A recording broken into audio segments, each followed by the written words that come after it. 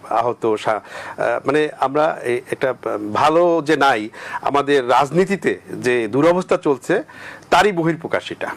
তো রাজনীতিবিদ যদি জ্ঞানী রাজনীতিবিদ থাকে, সত্যিকার যদি রাজনীতিবিদ দেশের মানুষের জন্য যদি কল্যাণ করতে থাকে, তাহলে রাস্তায় কেন কথা হবে টেবিলে শর্ত ছাড়া।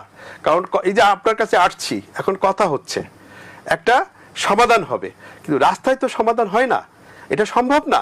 এই সভ্য যুগে এটা মানা যায় না, এই অমানবিক ব্যাপারগুলো মানা যায় না। যে পুলিশ ভাইটা মারা গেল সে একজন মুক্তিযোদ্ধার সন্তান, সে আমার ভাই, আমার অনেক ভাই ব্রাদার পুলিশে চাকরি করে, তারা আমাদের জন্যই কাজ করে।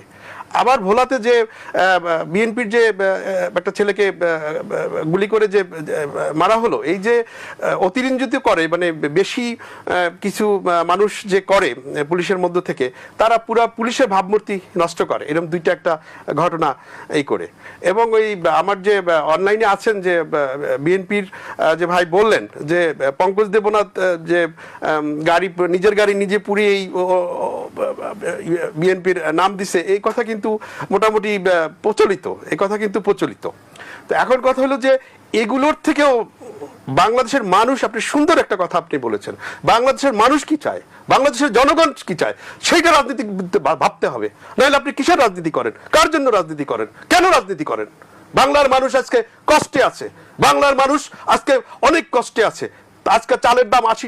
ভারতে আমি সেদিনকে কথা বললাম, আমার আরেকটা পদ আছে, আমি ভারত বাংলাদেশ ফ্রেন্ডশিপ অ্যাসোসিয়েশনের আমি ভাইস প্রেসিডেন্ট, আমি প্রায় ভারতে কথা বলি। আজকে সকালে আমি কথা বলছি, সেখানে মিনিকেট চালের দাম হলো 40 টাকা, খুব ভালো হলে 45 টাকা। আমাদের দেশে কত? 75 টাকা, 80 টাকা। কেন হবে? ভারতে যান আপনি, গরুর মাংসের কেজি 180 টাকা, খুব বেশি ভালো হলে 200 টাকা, 250 টাকা। সেখানে আমাদের গরুর কেজি মাংস কত? 700 টাকা, 750 টাকা।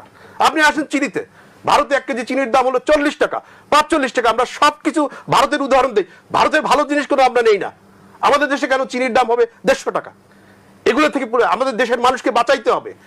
উন্নয়ন, এই সরকারকে ধন্যবাদ দেই, তারা অনেক ভালো উন্নয়ন করতেছে, ভালো কাজ করতেছে, কিন্তু উন্নয়নের সাথে বাংলাদেশের মানুষকে বাঁচাতে হবে।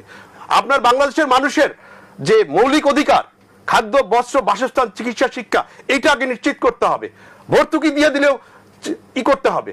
আপনি আপনার সেটে আজকে আপনার সাথে যে যারা আছে আপনার কলিগরা, আপনি তাদেরকে জিজ্ঞাসা করেন যে বেতন পায় তাদের হয় কিনা, তাদের ঠিকমতো সংসার চলে কিনা।